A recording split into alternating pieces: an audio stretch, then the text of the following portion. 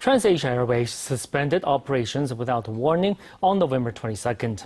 The company held an emergency board meeting in the morning and decided to dissolve their airline. During a subsequent press conference, airline officials said the company has been losing money and has operating costs of 10 million NT dollars a day.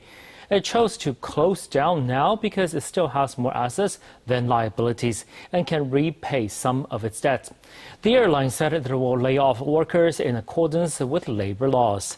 A special fund has been set aside for compensation to the victims of the airline's two crashes in 2014 and 2015.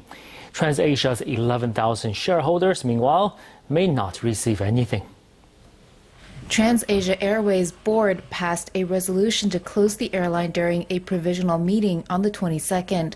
One day earlier, TransAsia announced it was suspending operations for 1 day and initially denied rumors it was shutting down.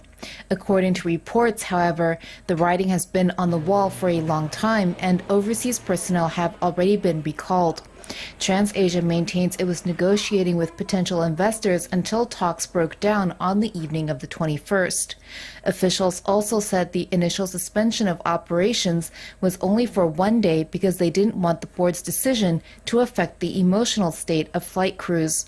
An internal memo sent to airline personnel said TransAsia tried to staunch the bleeding by suspending V-Air operations in September, but to no avail. Airline officials said personnel would be dismissed in accordance with labor laws and severance funds are in a trust. In addition, compensation payments for the airline's last two fatal crashes will not be affected. However, TransAsia's 11,000 shareholders, including its 6,700 minor shareholders, may not receive anything.